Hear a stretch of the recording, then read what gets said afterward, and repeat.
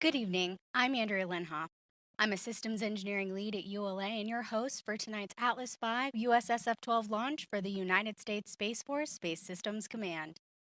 I'm here at ULA's Atlas Spaceflight Operations Center at Cape Canaveral Space Force Station in Florida.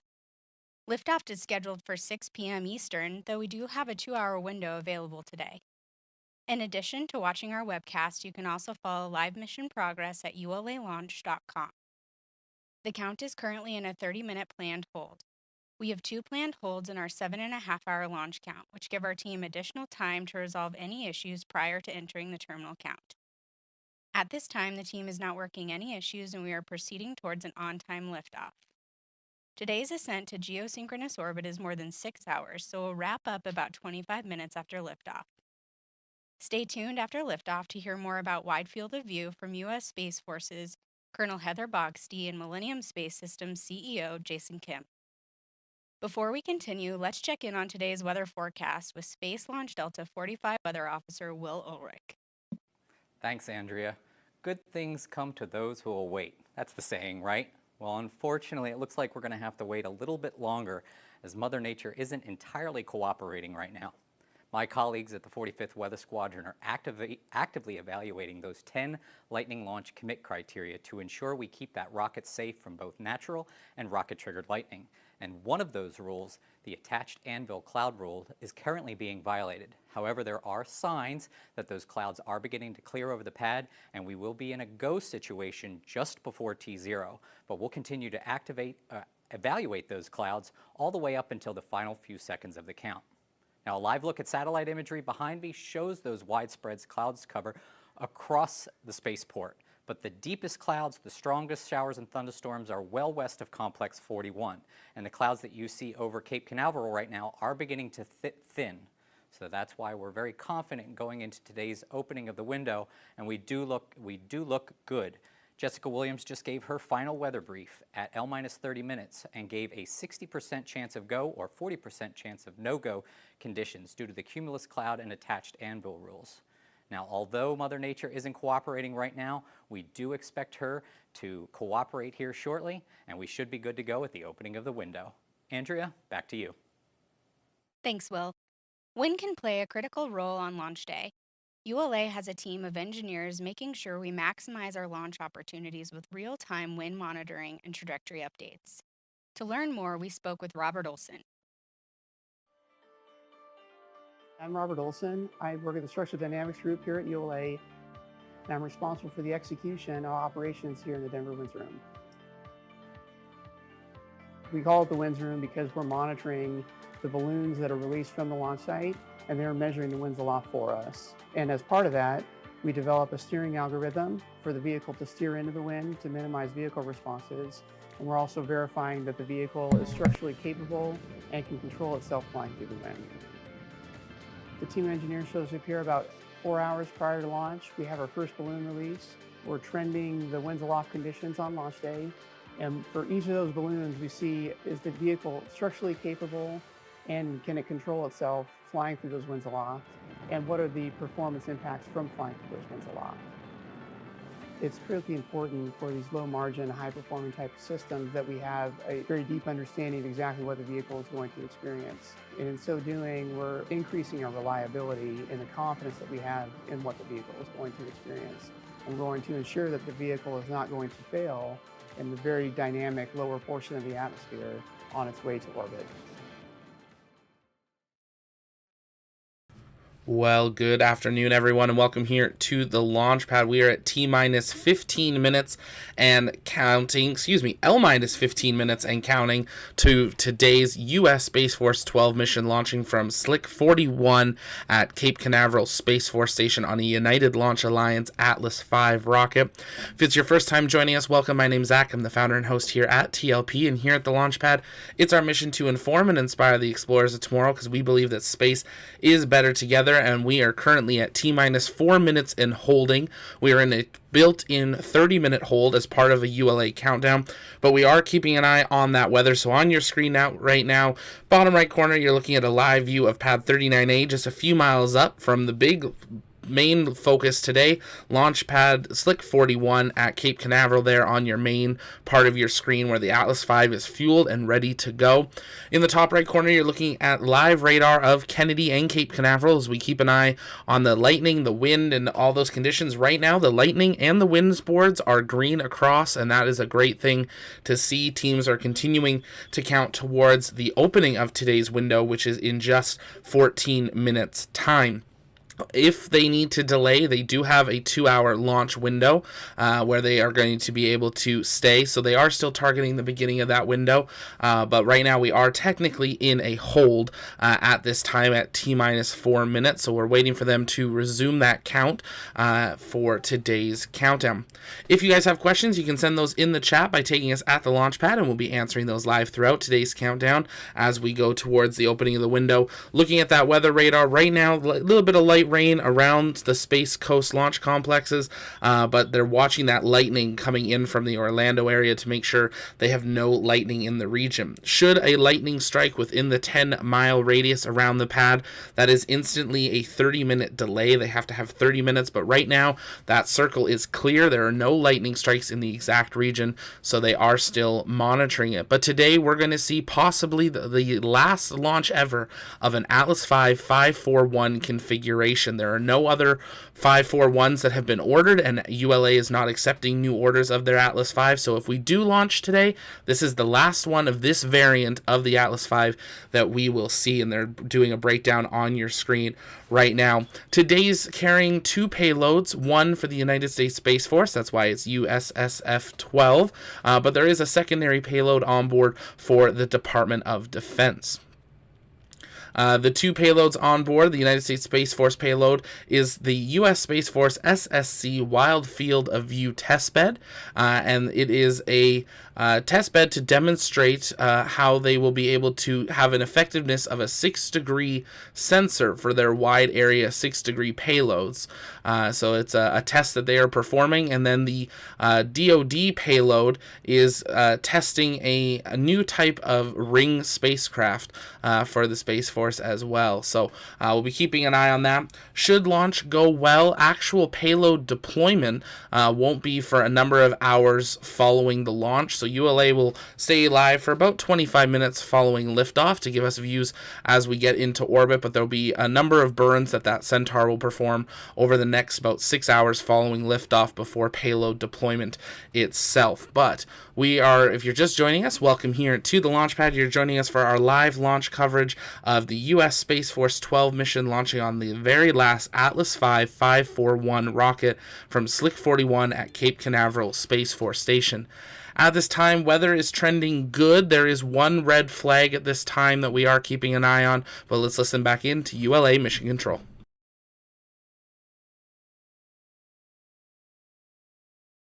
We have an update on the weather. I'm going to hand it back to Will for a status.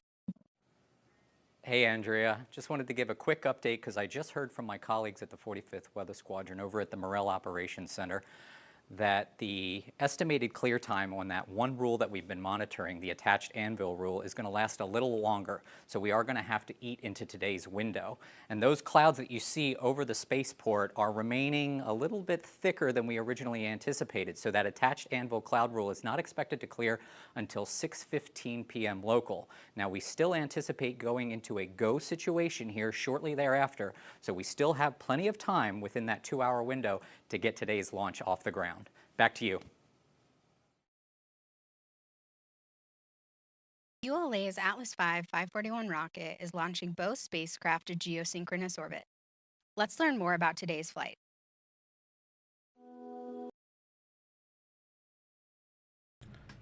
And we just heard there that they are expecting those clouds to clear about 15 minutes into today's 2-hour launch window, which is a great sign. They'll still be able to go into a go configuration possibly before that, but they will remain at the T-minus 4 minute and holding mark until they do have the weather clear for a T0, where they know they'll actually be able to launch for that. Here's a breakdown of what we'll see following liftoff, the SRB separation, and then core stage separation as well, about 200 seconds into flight. As always, we love answering your guys' questions, so if you have those, you can send them in the chat by tagging us at the Launchpad, and we will be answering those live. If it's your first time here, don't forget to engage that subscribe button so you never miss space news as it happens, live rocket launches, exclusive one-on-one interviews, and more. Right now, depending what stream you're watching, we actually have 2 launches we are tracking towards too. You are joining us here for our Atlas V launch coverage for USSF-12, but we are also live with live views out of Sweden as NASA prepares to launch a stratosphere balloon. This is their 4th attempt over the last week to do so, but teams are continuing through that countdown. That countdown now at T-minus 4 hours, 40 minutes, but you can see live views as they prepare the payload and soon begin to prepare the balloon, so make sure you pull both of those up. If it's your first time here, as always, we get started. Let us know in the chat where you're watching from. We know people are tuning in all over the world, and we're glad to have you here because we do believe that space is better together.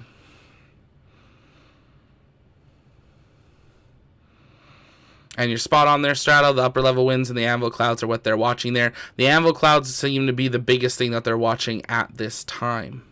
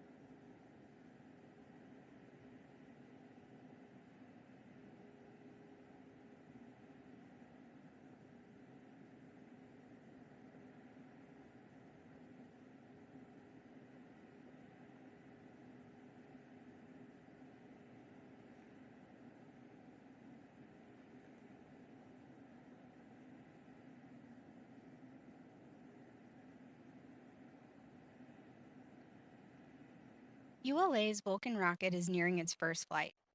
While we're waiting for a new T0, let's get an update on Vulcan. Our production.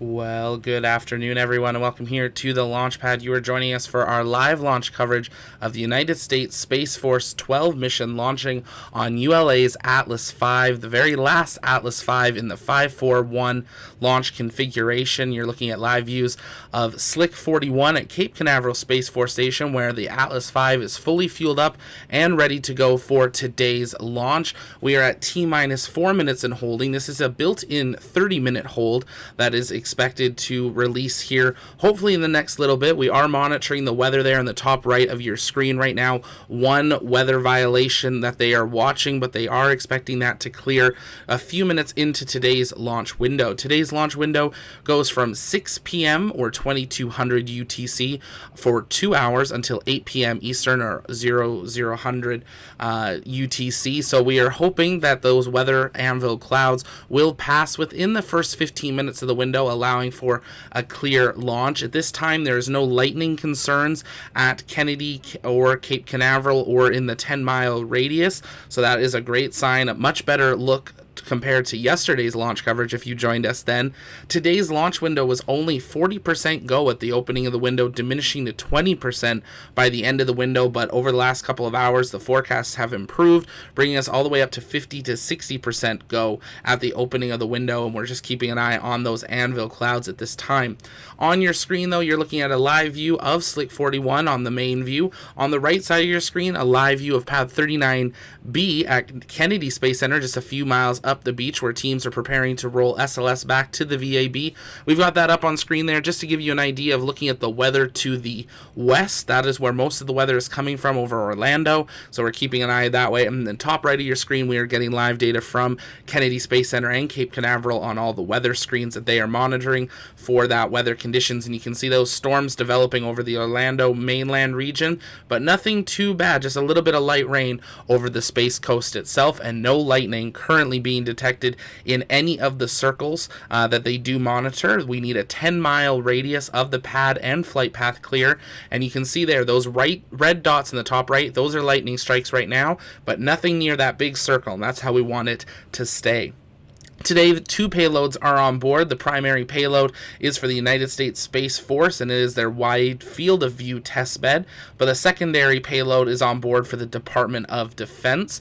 These payloads will be launching into geosynchronous orbit aboard this Atlas V. This, as we said at the top of here, the show, this is the very last Atlas V 541 configuration we are seeing. The Atlas V is going through its retirement process. No more Atlas Vs are on order. There are a number more launches, over 20 more Atlas Vs to launch, but this is the last one of the 4 booster configuration with 1 Centaur on the top and a 5-meter fairing. So starting to see these rockets fly for the last time. I'm sure bittersweet for the ULA team, but as they are very excited to get Vulcan out on the pad in the very near future. This is the 77th orbital launch attempt of 2022 for any space agency. This will be ULA's 151st mission in their history, the 4th launch for the United Launch Alliance in 2022, and only the 9th flight of the 541 configuration, so not many missions under its belt. The Atlas V has launched 78 times from Cape Canaveral at Slick 41, so we're hoping for a great 78th flight here today. As a reminder, the Atlas V is not a recoverable rocket, so it will crash into the Atlantic Ocean. Now, payload today will be deployed many hours following launch due to multiple burns being required to get it into that geosynchronous orbit.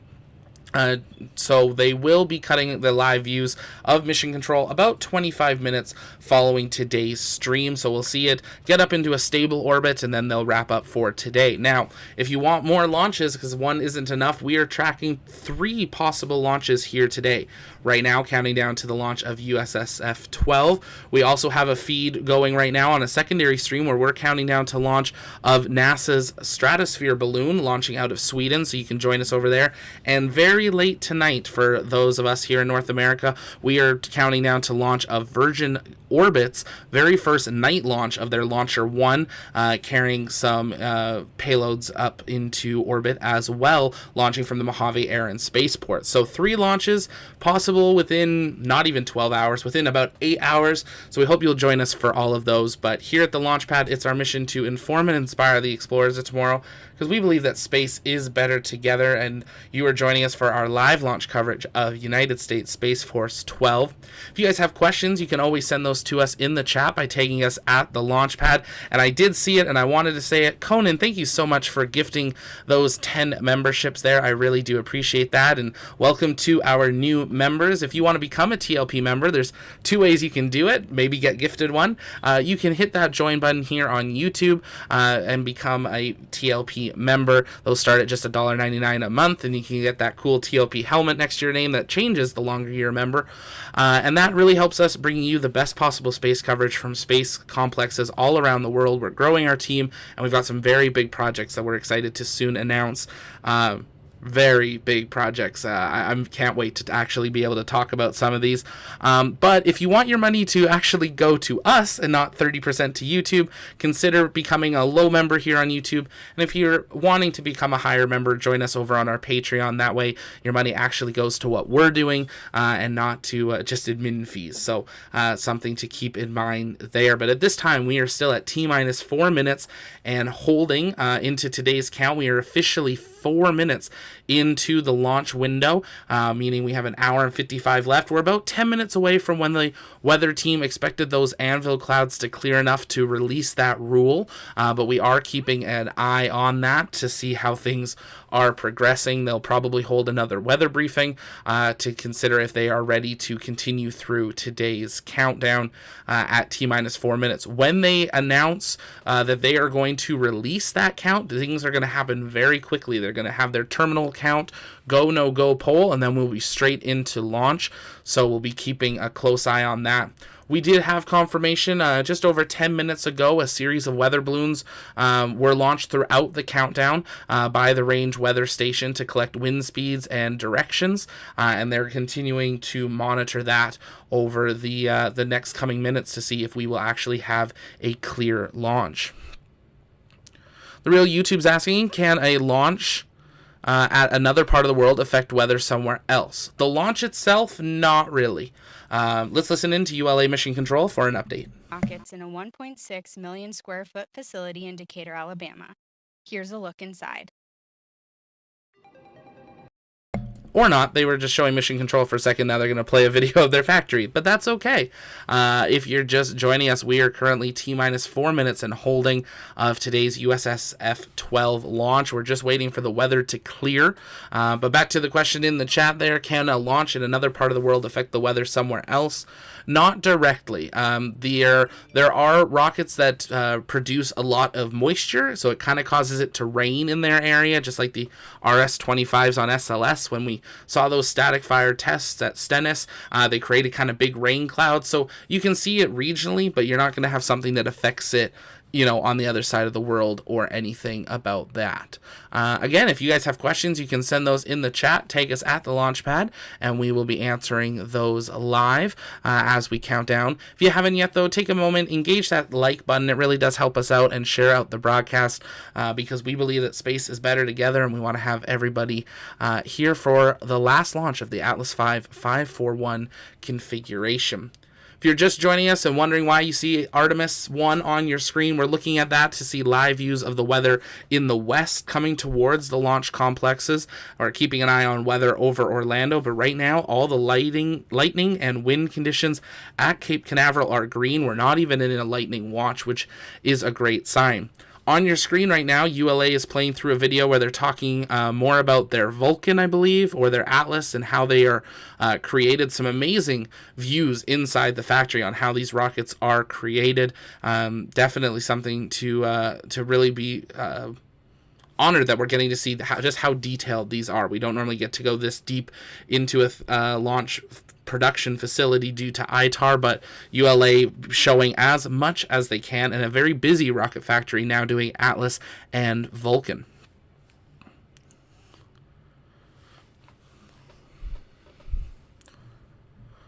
We are keeping a close eye on that weather there. We'll do our enhanced view. This first circle that you see on that radar in the top right of your screen, that's the 10-mile circle that we have to keep an eye on.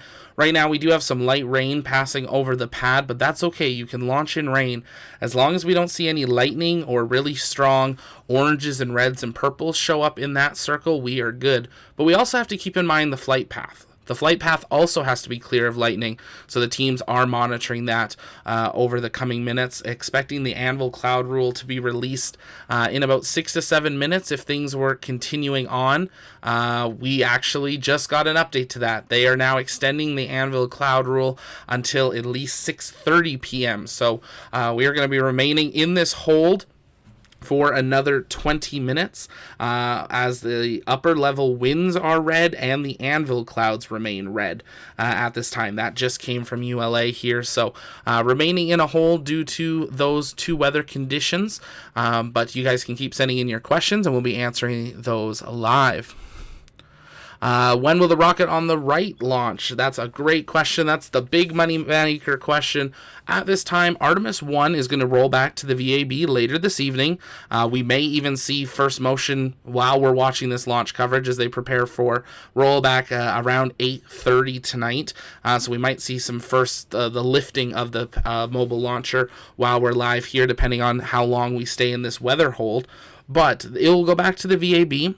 It's going to be inside the Vehicle Assembly Building, VAB, for 6 to 8 weeks for launch preparations and a couple little repairs for the hydrogen leak. Then they will roll it back out. When they roll it back out, they officially start a 20-day clock on the flight termination system that they have to launch in that period. Now, NASA has previously stated that it will take 7 days for them to roll it out and have pad ready for launch, because there's a lot they still have to do at the pad once it's there.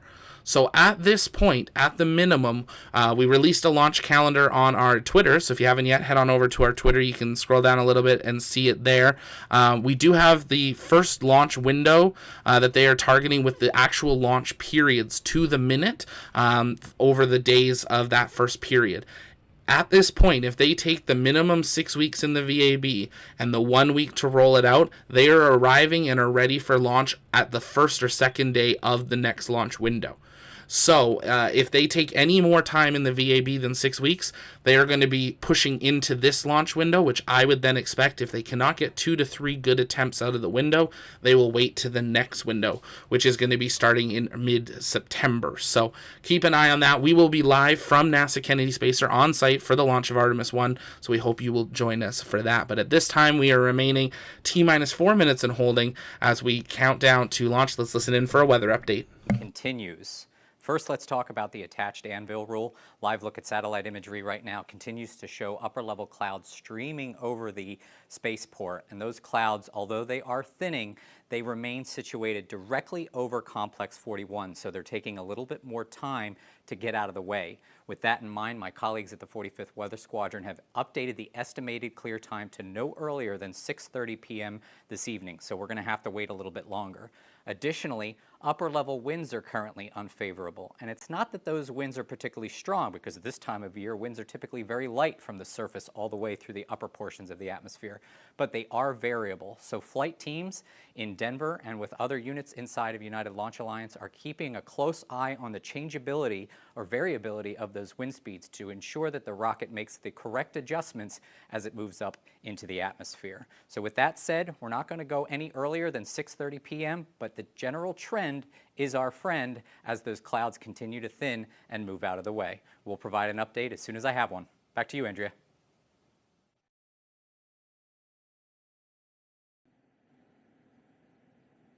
Thanks, Will. This May, ULA lifted the Boeing Starliner capsule for NASA, marking our 150th launch since our doors opened in 2006. Let's take a look at some highlights commemorating this milestone.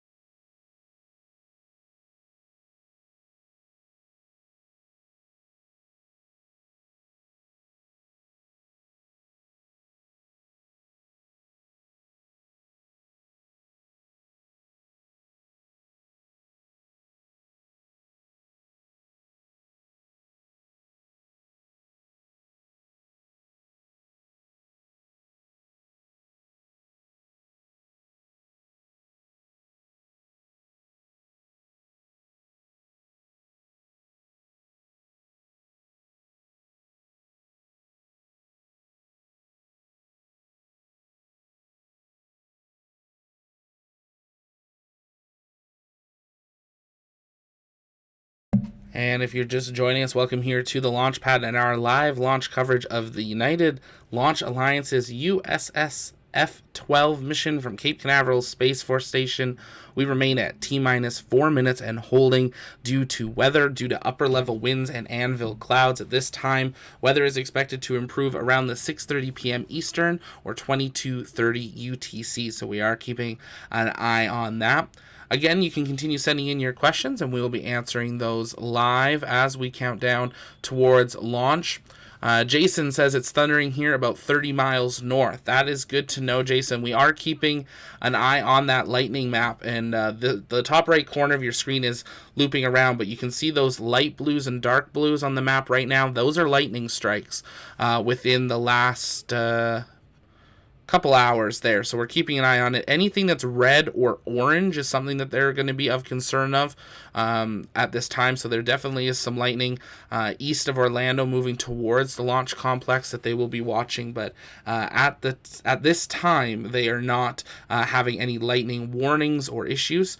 You're looking there at a live view of Slick 41 at Cape Canaveral Space Force Station as we continue to hold at T-minus 4 minutes and counting. Stay with us right here on the launch pad as we count down to launch of USSF-12 with United Launch Alliance.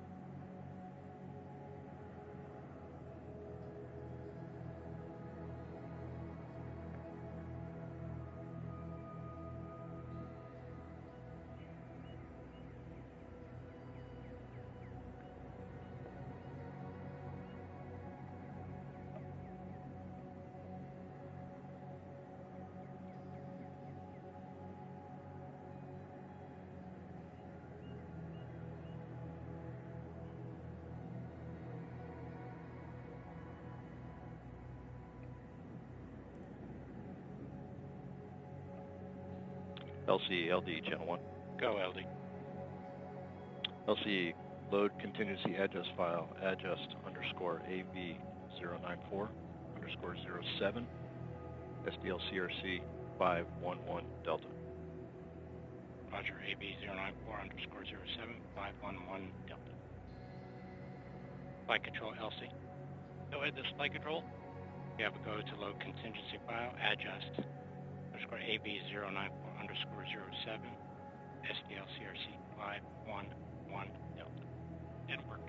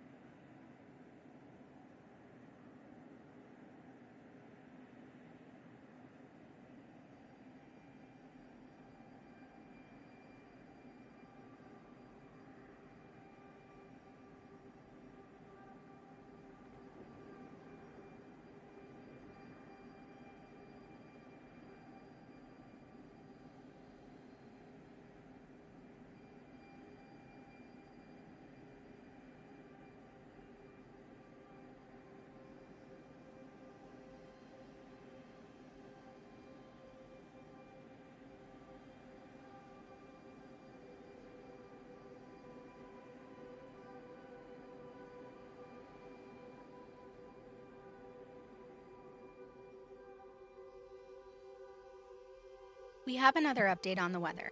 I'm going to hand it back to Will Ulrich for a status. Hey, Andrea. It's like we keep pushing the snooze button waiting for tonight's launch, right?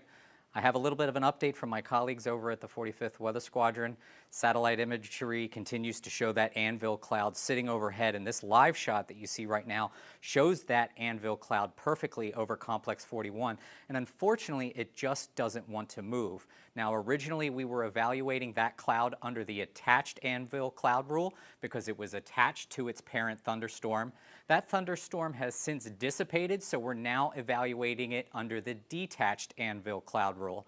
Unfortunately, that doesn't really change the status that we're in. We are in a no-go status for the detached anvil rule with an updated clear time of 6:45 p.m. So we still have at least another 15-20 minutes to go before we can start thinking about setting that new T0. So that's all I've got for now. I'll throw it back to you in the studio.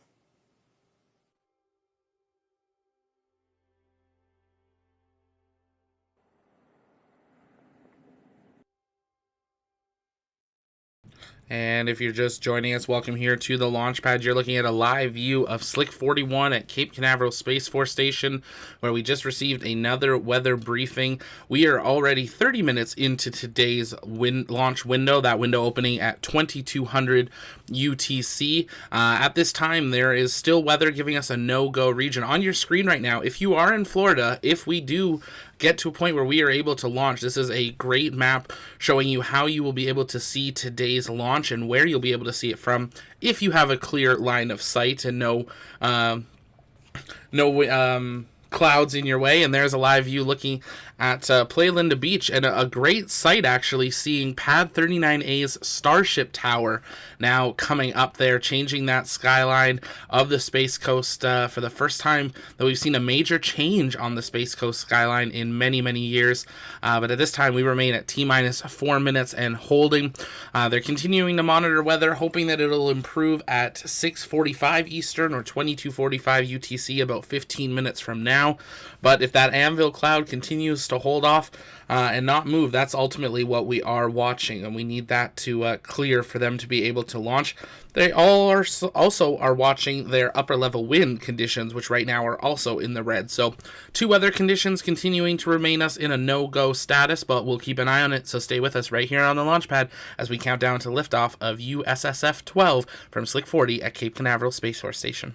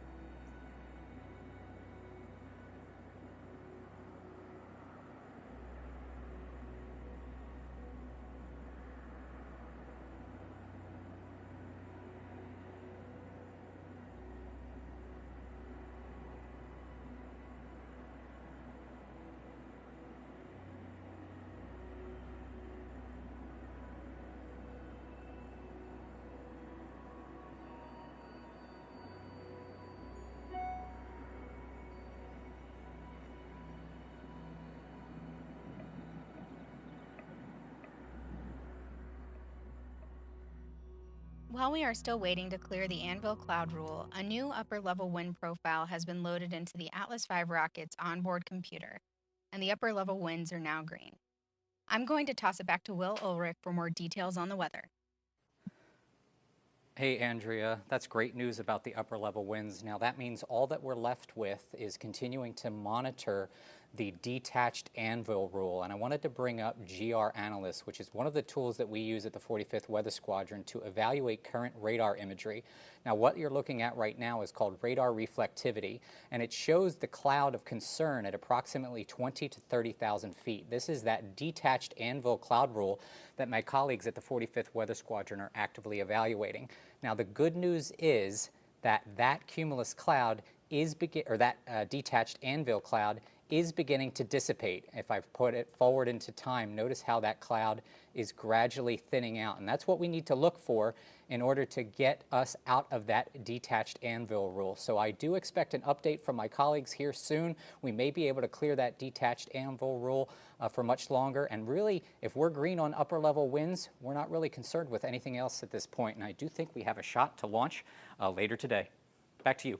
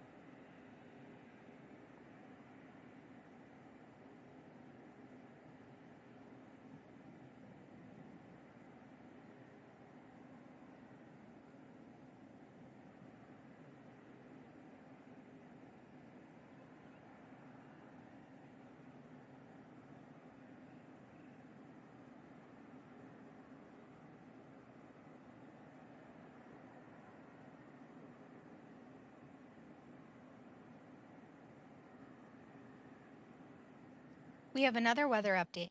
I'm going to send it over again to Will Ulrich. Hey, Andrea. Just heard from my colleagues at the 45th Weather Squadron over at the Morale Operations Center, and we are extending the no-go status on that detached anvil cloud rule for a little bit longer. And one of those reasons is because that cloud, though it is dissipating, it's still above the limit that we monitor to ensure that cloud does not pose a threat for rocket-triggered lightning. So the clouds that you see there over Cape Canaveral are moving in the correct direction. They are slowly moving from the west to the east, and even though they're moving very slowly, they're also dissipating at the same time. So long as we continue to see that trend, and we still have about an hour and 10 to an hour and 15 minutes left in the window, the trend is our friend, and we're hopeful that that cloud will get out of here in time so that we can launch just after 7 p.m. I'll provide an update as soon as I hear. Back to you guys.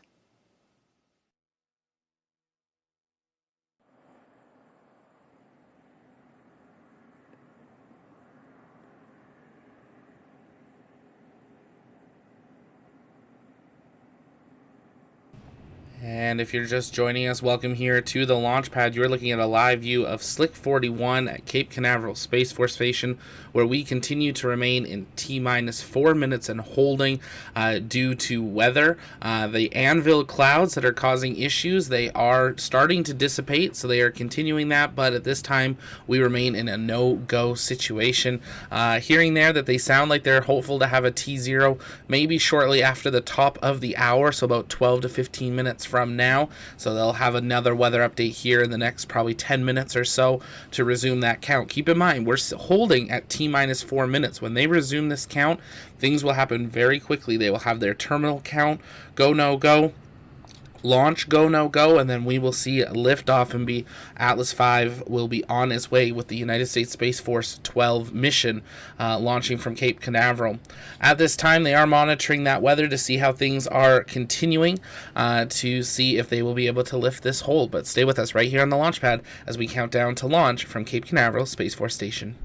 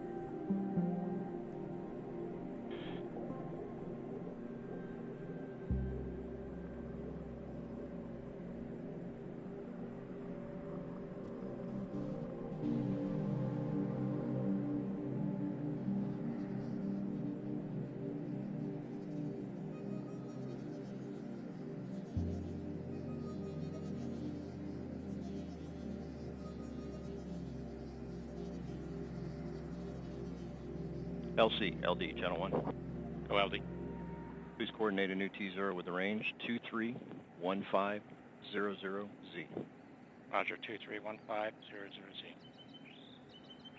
ALC, LC. Go ahead. Please set the clock for 23:15:000 T0. Roger. RC, LC. RC on 1. Please coordinate with the range, new T0, 23:15:000. Roger.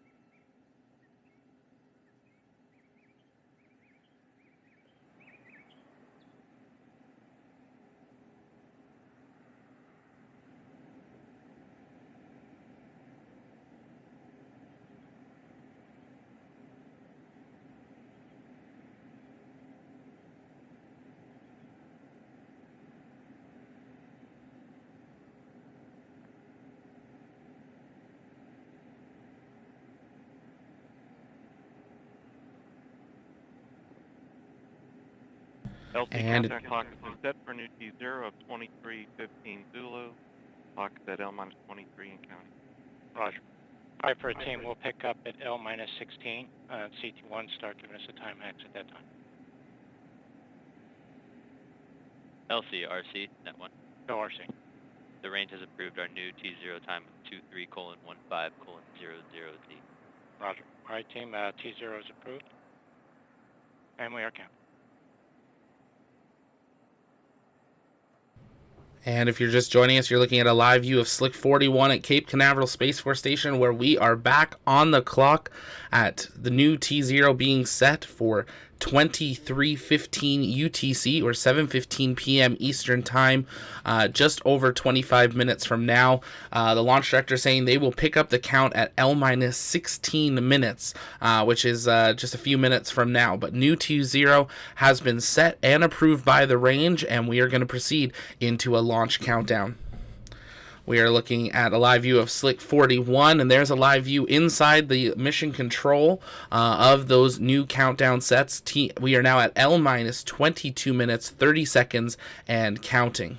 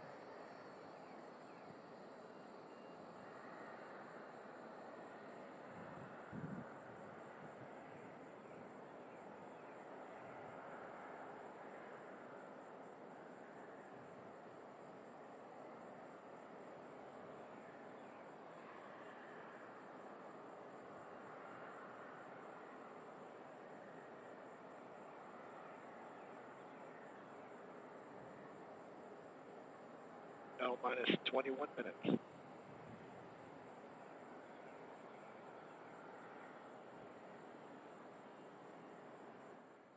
We've created a short tour of our launch locations here in Cape Canaveral, Florida. Let's take a look around.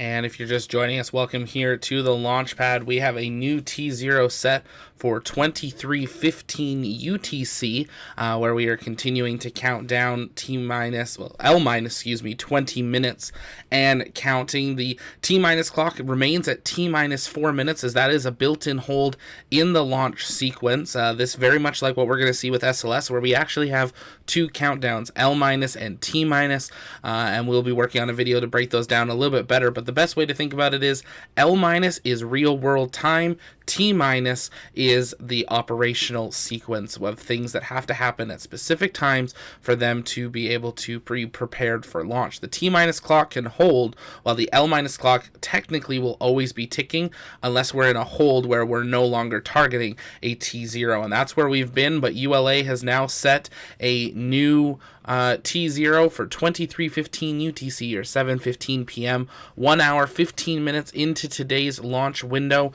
only leaving 45 minutes left in the window for them to be able to launch. But it looks like things are clearing and they are preparing for launch. You're seeing a video from them right now showing their operations at the launch site of their Atlas V's moving around. Hopefully we'll see a live view of the pad right now. The reason SLS is on your screen is just to help us keep an eye on the weather to the west. This camera's pointing across SLS and across the launch complexes to the west towards Orlando, and you can see those larger clouds developing off in the west, and those are what they're watching and hopefully going to be able to launch before those arrive at the launch complex, which would give another scrub. But at this time we are at L-18 minutes 30 seconds and counting. If you're just joining us, take a moment, engage that like button and share out the broadcast. It really does help us out so other people can join us, as we do believe that space is better together. And if you guys have questions, you can send those in in the chat by tagging us at the launch pad, and we'll be answering those live as we count down towards today's new T0. Stay with us right here on the launch pad.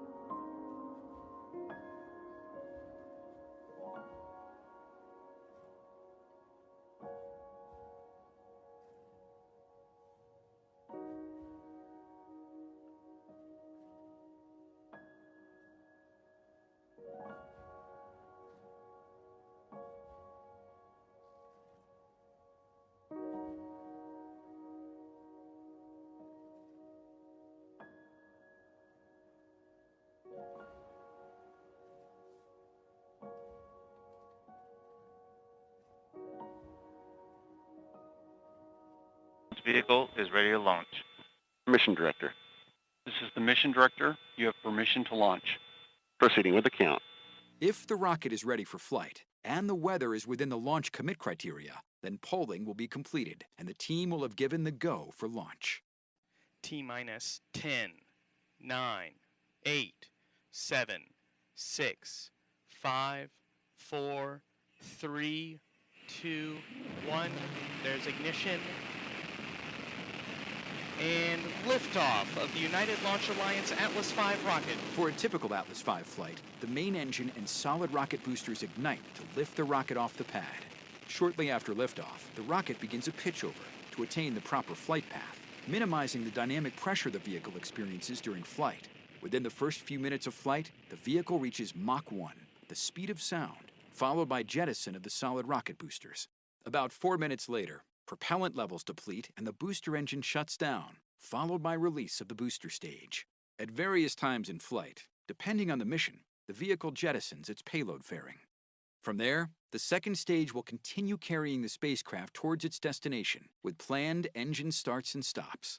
Finally, Centaur will release the spacecraft in its target orbit to continue its journey.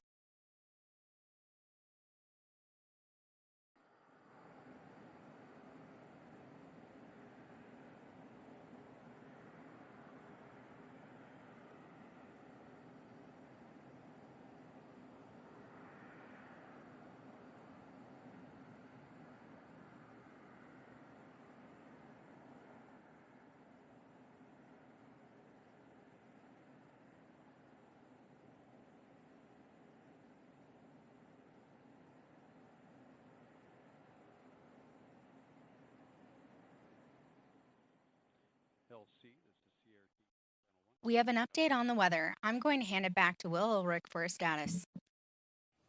Hey, Andrea, some really good news.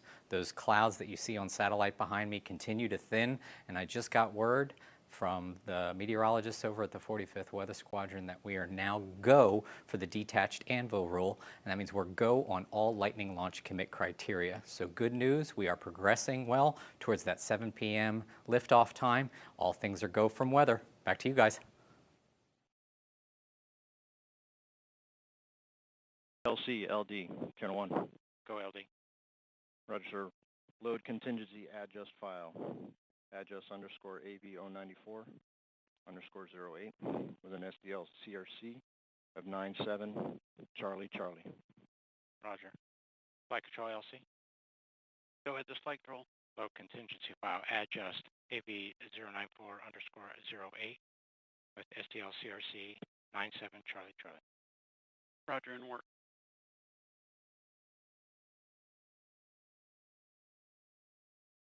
Minus 13 minutes. And for a team, we will hold off on IFPS transfer to L at form that at L minus 9 minutes.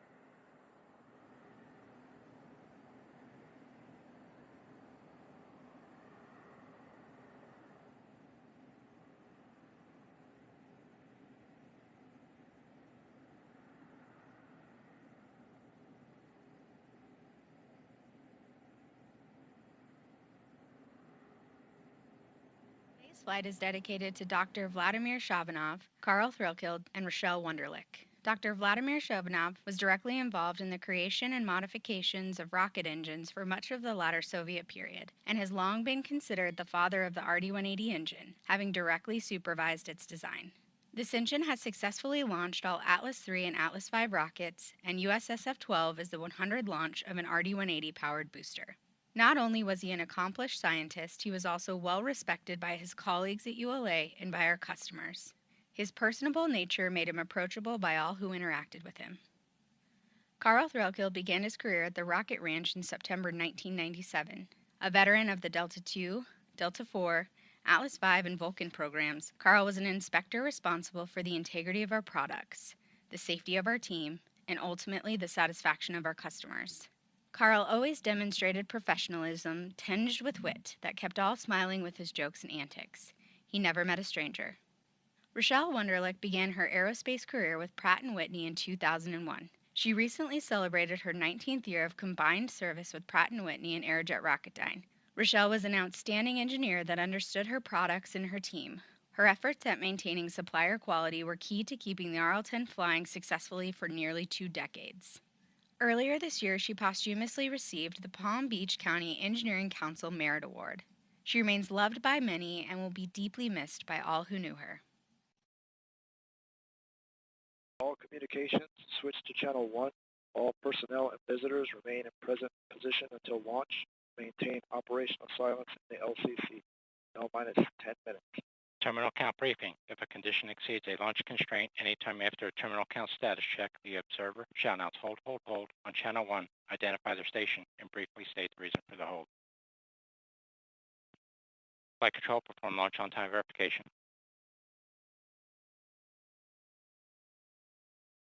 Flight Control. Roger. OSM, place SRB ignition SMA switch in enable position. LC, this flight control. Go. Contingency file adjust underscore AV094 underscore 08 with SDL CRC 97 Charlie Charlie has been verified and loaded into the Inca. Roger. LD, LC. LD on Channel 1. Permission to enable IFPS. Roger, proceed. L-9 minutes. Flight control, enable WFOV IFPS report complete.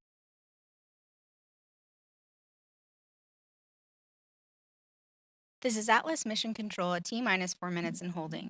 The team is still working towards a 7:15 p.m. Eastern launch. Ignition SMA switch and enable position. SRB ignition enabled. Box 2, verify CISA purge flowing GN2 to the CISA. Verified. OSM, verify the FCO, ROC, and OSM whole fire switches are in the Pro-C position. Ready to proceed. RLM, verify redline monitor and vent table are in the correct configuration for terminal count. Verified. RC, verify solid radiation acceptable for launch. Verified.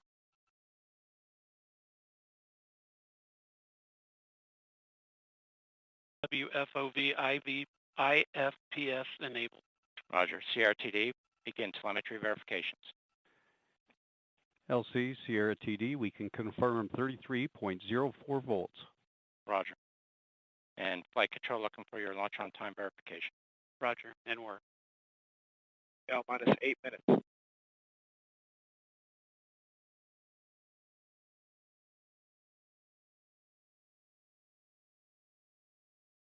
We remain in the hold as we continue towards liftoff. In a few minutes, launch conductor Scott Barney will pull the launch team for the final go to pick up the countdown. 29 engineers and managers are pulled for system status and readiness to proceed. This is a final status check for all Atlas vehicle systems, ground systems, spacecraft, and the U.S. Space Force Eastern Range. The vehicle system readiness poll includes electrical systems, hydraulics, pneumatics, propulsion systems, flight control, and propellants. Let's listen in as Scott Barney performs the final polling. All steps are complete prior to the status check. LC, switch to ready position. L-minus 7 minutes. Status check to proceed with terminal count. Atlas systems, propulsion. Go. Hydraulics. Go. Pneumatics. Go. LO2. Go. Water. Go. Centaur systems, propulsion. Go. Pneumatics. Go. LO2. Go. LH2. Go. Has gas. Go. Electrical systems, airborne. Go. Ground. Go. Facility. Go. RFFTS. Go. Flight control. Go. GCQ. Go. Operation support. Go. COM. Go. Umbilicals. Go. ECS. Go. Redline monitor. Go. Quality. Go. Ops safety manager. Go. ULA safety officer. Go. Vehicle system engineer. Go. Anomaly chief. Go. Range coordinator. Clear to proceed. Launch director. Stand by. Awaiting POLs for winds. Roger. I will hold prior to coming out of the count.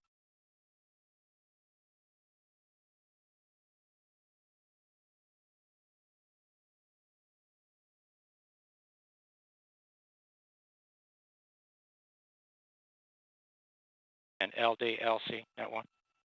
LD. Are you expecting to get a clear in the next minute and a half? Yes, we are. This is the LD. Launch vehicle is ready to launch. Roger. Mission director. Mission Director, you have permission to launch. Proceeding with the count. ALC, verify T0 is set for 23:15:00. Verified. CRTD, verify WFOV is configured for launch. WFOV is configured for launch. Polling is complete. The ULA launch team and the Space Force mission director are go for launch. From T-minus 4 minutes until launch, you will be listening to Scott Barney and his team performing the final steps in the countdown procedure. Several critical activities occur in the final minutes before launch, including verifying fuel tank levels and pressures in the booster and Centaur and arming the flight termination system. At T-minus 25 seconds, you'll hear Go Atlas, Go Centaur, Go USSF-12. This is a final status check of Atlas, Centaur, and USSF-12 readiness. At T-minus 3 seconds, the main engine ignites, followed by ignition of the solid rocket boosters. Then after seeing the Atlas V lift off the launch pad, you'll begin hearing flight commentator Patrick Moore providing ascent data as the rocket makes its way to orbit.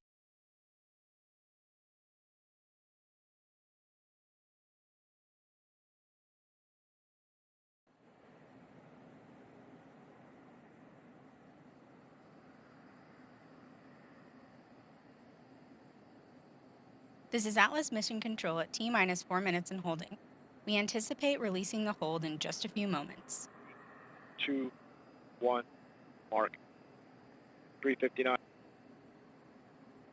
Transferring ring to internal power. Roger. 355. Ground pyros enabled.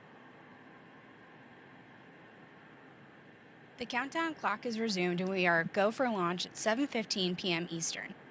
With liftoff approaching, we're going to raise the volume on our launch team so you can hear the final preps.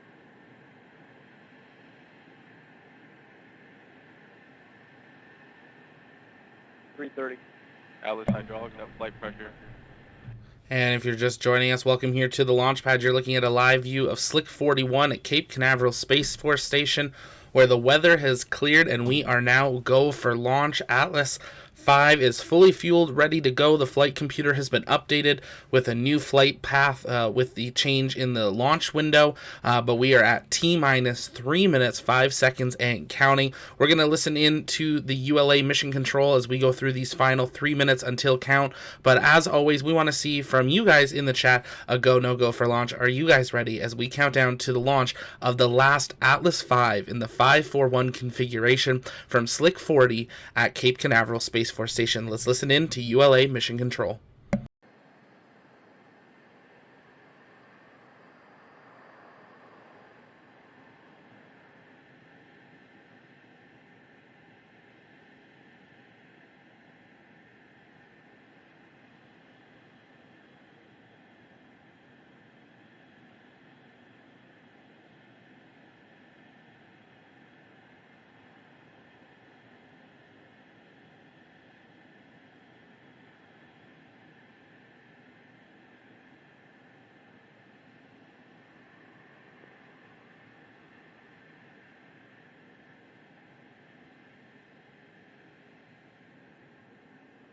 .159. Vehicle internal. 155. Launch sequencer start. 150. Securing Centaur LH2. Securing Centaur LO2.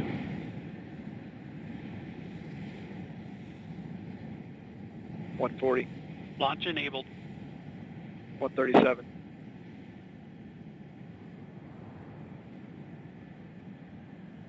T-minus 90 seconds. The launch vehicle, payload, ground systems, and Eastern Range are go for launch. Launch. Ring is configured for launch. 120. OCU's armed. SCS count started. 115. Reduce ECS for launch. Roger. 110. Vent valves locked.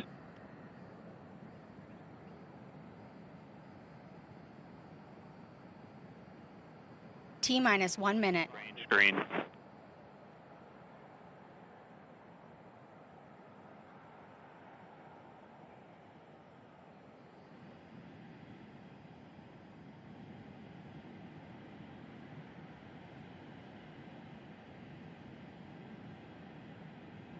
Seconds.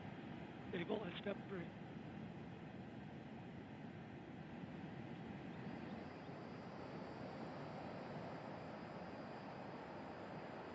.28. Verify ECS reduced for launch. Verified. 25. Status check. Go Atlas. Go Centaur. Go USSF-12.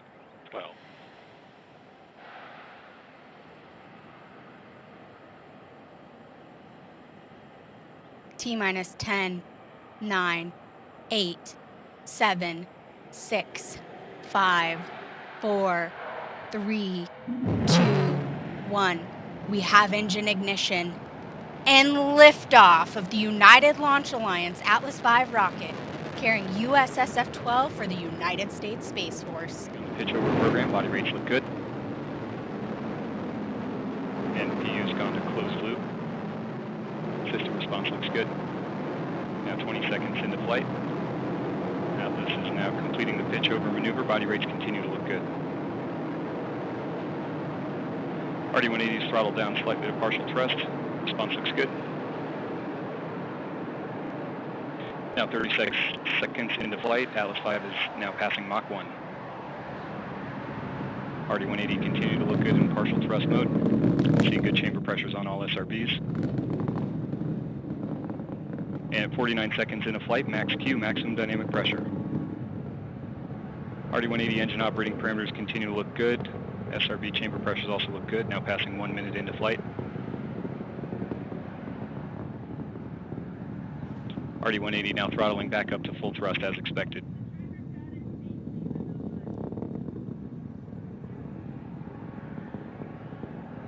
Chamber pressures on the SRBs continue to look good. RD-180 engine operating parameters also look good. Now 1 minute, 23 seconds into flight, approximately 3 minutes now remaining in the boost phase of flight. And at this point in the flight, Atlas V now weighs just 1/2 of its liftoff weight. And see SRB chamber pressures tailing off now. And we have SRB burnout. 1 minute, 45 seconds into flight. RD-180 engine operating parameters continue to look good.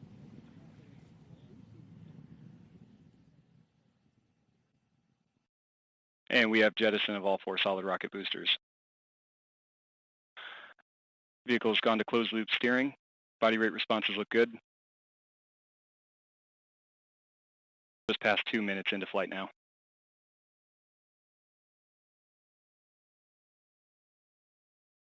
RD-180 throttling down slightly as expected. Engine operating parameters continue to look good.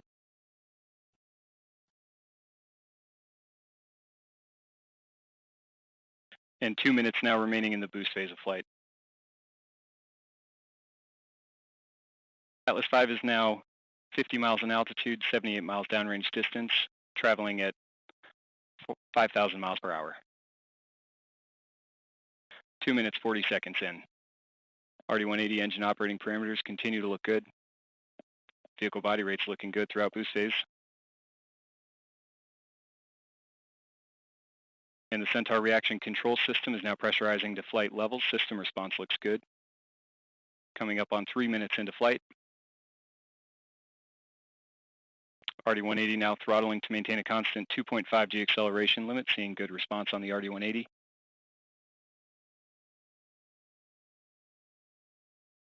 Body rates continue to look good throughout boost phase.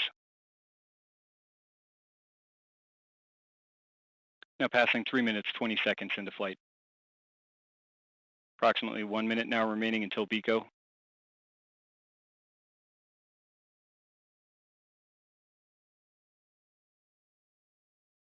And we have good indication of payload fairing jettison and CFLR deck jettison. Vehicle's now throttled back up slightly. Engine response continues to look good.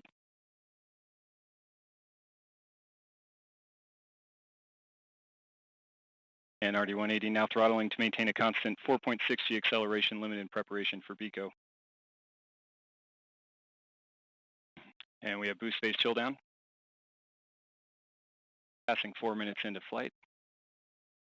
Vehicle systems all continue to operate nominally throughout boost phase. Body rates continue to look good. RD-180 engine operating parameters continue to look good as it maintains that acceleration limit.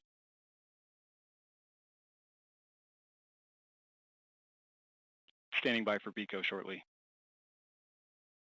And we have BECO booster engine cutoff, standing by for stage sep. And we have good indication of stage separation. We have pre-start on the RL-10, standing by for ignition.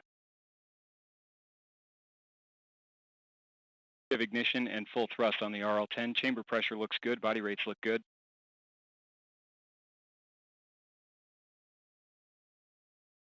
Centaur's gone to closed loop steering, body rates continue to look good. Now 5 minutes into flight. RL-10 chamber pressure continues to look good. Body rates look good. This first burn of today's mission will last approximately 6 minutes, 18 seconds. This is Atlas Mission Control at T plus 5 minutes and 14 seconds. We just heard flight commentator Patrick Moore confirm the successful completion of the early phase of today's flight, and all systems continue to operate nominally. Our next event, Centaur main engine cutoff, will occur in approximately 6 minutes. As we approach our next milestone, we'd like to share a recent conversation with U.S. Space Force's Colonel Heather Bogsty. Hi, I'm Colonel Heather Bogsty, the Senior Material Leader for the Resilient Missile Warning, Missile Tracking, and Missile Defense Acquisition Delta from the Space Sensing Directorate, Space Systems Command in Los Angeles Air Force Base, California.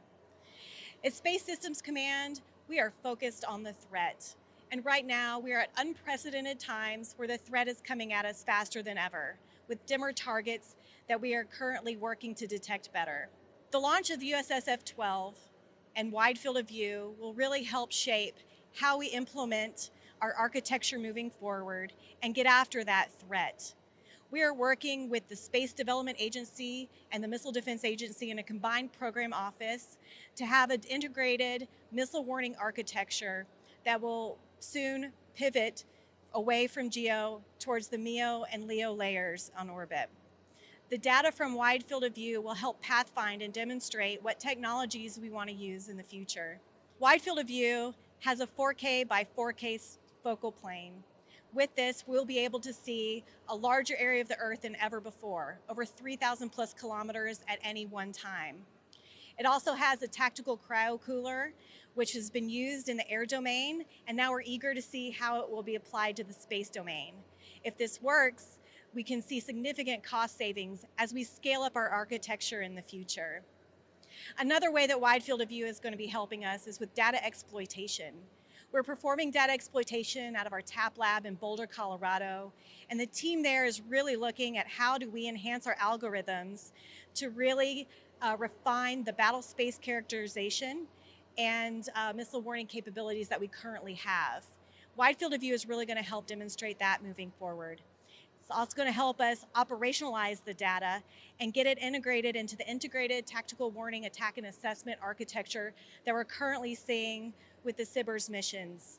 We're very eager for the upcoming launch of SBIRS GEO-6, as it will be the second OPR spacecraft in a very short duration of time, really making our missile warning capability more robust than ever. We'd like to thank all of our mission partners and industry partners that have helped us to get to this point so far. Millennium Space Systems for the integration of the payload and the bus development, L3 Harris for the payload, United Launch Alliance for helping launch our satellite into orbit, for the Space Dynamics Laboratory for the data exploitation and algorithm development, our partners at the Aerospace Corporation, and our partners at NASA Ames. Without all of them, this would not be possible, and we're very eager to see all the amazing capabilities that Wide Field of View is going to bring to orbit. Go Wide Field of View. We are a couple minutes away from MECO 1. While we wait, we thought it would be fun to share the results from the rounds of trivia we hosted earlier for our ULA Twitter account. Great job to all who have participated and who were first to correctly answer each question. Okay, we're going to get into the trivia questions now. Question 1. Before today's mission, what was the most recent payload launched by an Atlas V 541 rocket? And the answer is ULA successfully launched the GOES-T Weather Observatory for NOAA and NASA in March from Cape Canaveral, Florida. Question number 2. How many U.S. national security launches has ULA performed in its 150 successful launches to date? And the answer for number 2 is ULA has launched 93 national security missions in our first 150 flights, deploying reconnaissance, communications, navigation, and weather satellites for the nation. Moving on to question number 3. How many burns by the Centaur upper stage are planned in tonight's USSF-12 launch? And the answer is the USSF-12 launch is a direct insertion into geosynchronous orbit, one of the most challenging missions required by national security spaceflight. Atlas V will conduct 3 Centaur burns to reach its destination. Next question, question number 4. What is the diameter of the out-of-autoclave payload fairing protecting the dual USSF-12 payloads during launch? And the answer to this question is the 2 satellites riding into space atop this Atlas V rocket are protected during atmospheric flight by the 17.7 foot or 5.4 meter diameter out-of-autoclave payload fairing. And the final question, question number 5. What is the horsepower rating of the Atlas V 541 rocket launching tonight? And the final answer is the Atlas V 541 rocket unleashed 32 million horsepower to launch the USSF-12 mission to geosynchronous orbit. And if you're just joining us, welcome here to the launch pad. You're looking at live view animations of today's launch, and we can see their main engine cutoff. We have Miko of the second stage, and you can see in the top right of your screen there that perigee now a positive number, which means today's payload, the USSF-12, is officially in orbit. ULA does plan to stay live for about 10 or 12 more minutes, so we'll see some more information as they go through here, but payload has received its first burn into orbit and is now coasting to where it will perform its next burn. We're going to continue listening into Mission Control as they give us some updates following today's successful launch of the Atlas V 541, the last of the 541 configuration. Thank you so much for being here. Thanks for having me, Andrea. Well, I bet you're really excited and relieved to finally see that the weather held out for that launch. That's right, I'm on cloud 9, and I know a lot about clouds now. Yeah, we know anvil clouds, cumulus clouds. I'm sure we're all very educated now. Right. Well, before we get into the launch, because I know we're just kind of riding high right now on the launch, we're actually going to take a look at a video you sent us about wide field of view. So before we get into our interview, let's take a look. Fantastic.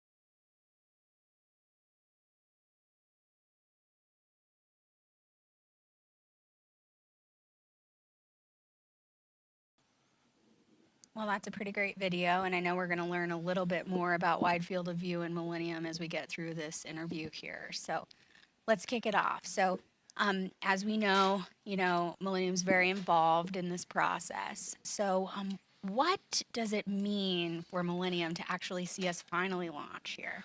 It means a lot to us. Our company was founded in 2001, so we've been around for 21 years, focused on national security space. So this is a huge milestone for us to actually be able to deliver a missile warning system in space. Great. I mean, I know it's been a touch and go couple of days, but I'm so excited we finally got the weather to clear and it was meant to be today. So I know it means a lot to you. What part did Millennium play in today's launch? We built the spacecraft and we integrated for the U.S. Space Force the L3 Harris payload. And we also do mission operations as well. So we have a crew in El Segundo that are ready to operate the satellite once there's separation and we turn the spacecraft on. Okay, great. So you're really involved cradle to grave during this process. That's right. That's great. Why do we need systems like wide field of view? There's a couple of reasons why we need systems like wide field of view. In order to keep our country safe, we really need early ballistic missile warning. And so that's what this mission is to do that. And also it's a test bed, so you could really test out new technologies that I'd love to talk more about. Yeah, great. I know that that means a lot to me. That's one thing that I really like about being in the rocket business, and is I have lots of friends in the military. So when you're talking about early detection, that means a lot to me personally. My best friend's husband is in the Air Force, you know, fighting for our country. So it means a lot that we're able to partner in this and be able to provide this to the country. Absolutely, especially with the 4th of July coming. Yes, absolutely. It really gives us some perspective, doesn't it? Yes. So what's different about this system? Well, the name speaks for itself. The name of this mission is Wide Field of View. So this has a wide field of view, 6-degree steering, focal plane array with a 4K aspect. And what that does is it allows us to really don't miss anything. You know, we don't miss a beat. So we're able to capture the early detection of these ballistic missiles very persistently.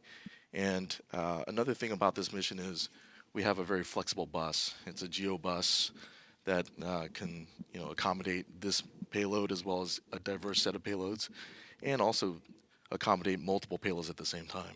Okay, so a lot of increased capability there. That's great to see. Yes. Yeah, so for folks who don't know about Millennium Space Systems, why don't you tell us what your company does? Yeah, our company was founded in 2001 to focus on national security space. So we specialize in building small satellite prototypes and constellations. And we support national security space missions like missile warning, missile tracking, ISR, and advanced space. And it really starts with our culture. We have a very can-do attitude culture. We move very fast. We take calculated risks. We're very innovative. And so we have a very strong workforce that we continue to add to. So we have plenty of great jobs for everybody. Yeah, great. So on that note, what's next for Millennium? Well, so we just unveiled a new small satellite factory. So now we're able to go from low rate production of tens of satellites per year to very high rate production to constellations. So we're going to be delivering more and more constellations to support all the different national security space missions. Great. So quite an increase in the number of satellites you're going to be producing there. I really hope you decide to launch more on our rockets.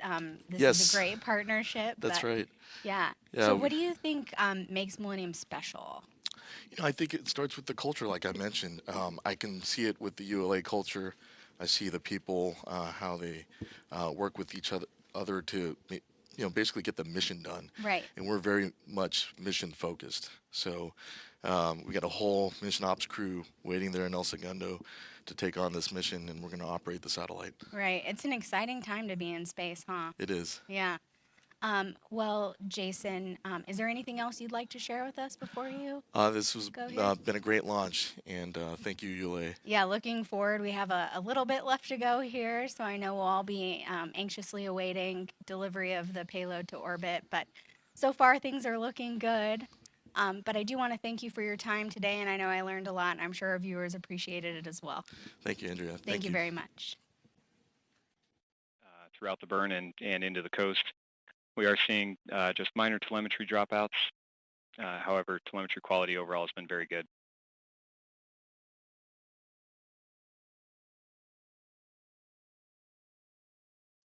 Body rates continue to remain very stable throughout the coast.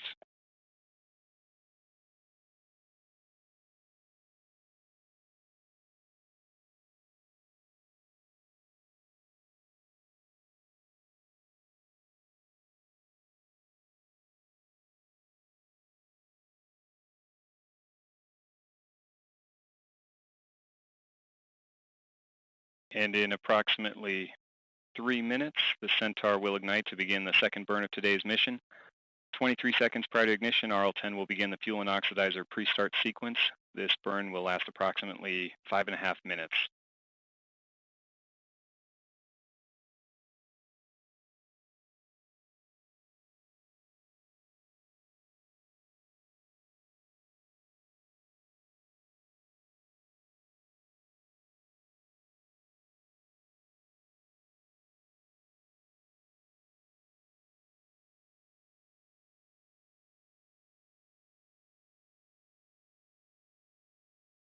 Centaur systems all continue to look good.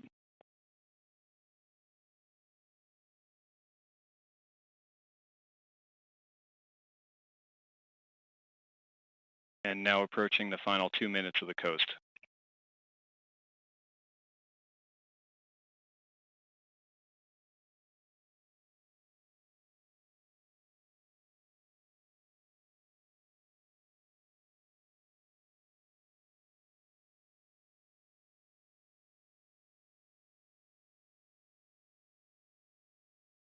"100 seconds now remaining until mess 2.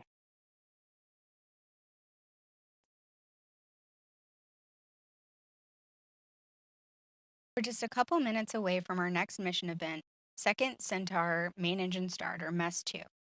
Let's get back to the mission. Once again, here's Patrick Moore.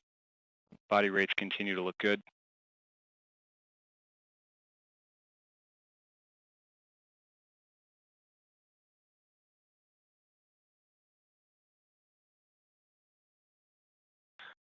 LOX and LH2 tank pressures have remained stable throughout the coast.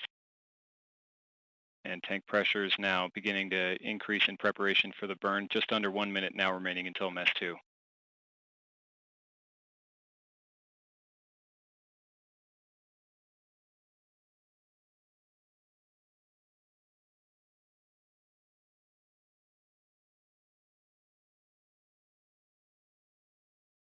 Tank pressure is continuing to increase in preparation for the burn.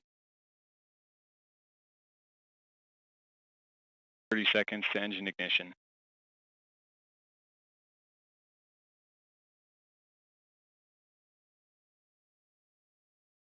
Centaur's begun the pre-start sequence.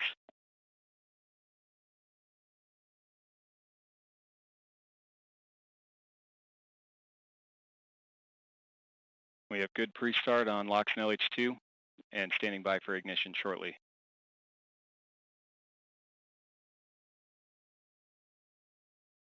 We have ignition and full thrust on the RL-10. Chamber pressure looks good. Body rate stamping out nicely from the startup transient. This burn will last approximately 5.5 minutes. Centaur's gone to closed loop steering. Body rate responses continue to look good. This is Atlas Mission Control at T plus 23 minutes and 38 seconds. Patrick Moore just reported successful start of the second of 3 Centaur engine burns. The 2 spacecraft are scheduled to separate from Centaur in a geosynchronous orbit in about 5.5 hours. I'd like to thank Patrick Moore for his participation in today's show, as well as Will Ulrich from the Space Launch Delta 45 Weather. You can stay updated on today's. And with that, Atlas 5 is on its way. We're seeing that second burn now underway, and ULA is wrapping up their feed. But we want to thank you for joining us here at the launch pad. Here at the launch pad, it's our mission to inform and inspire the explorers of tomorrow, because we believe that space is better together. And this was our live launch coverage of ULA's USSF-12 launch on the last Atlas 5 in the 541 configuration. We've got a few more launches coming up today. We are tracking to launch of NASA's balloon in Sweden. We are at T-minus 2 hours, 22 minutes and counting, so you can join us over on that stream. We're also counting down to the launch of Virgin Orbit tonight from the Mojave Air and Spaceport.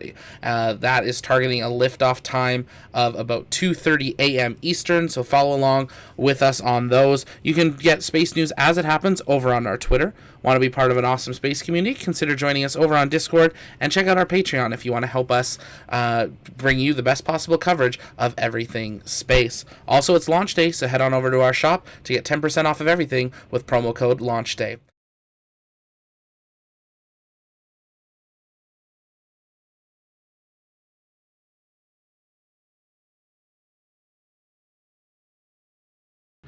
And thus concludes the launch coverage of USSF-12, successfully launched from Cape Canaveral Space Force Station. We want to thank you all for joining us here at the launch pad. It's our mission to inform and inspire the explorers of tomorrow, because we believe that space is better together. And this is Zach from TLP Network Studio signing off. We'll see you next time. Bye-bye.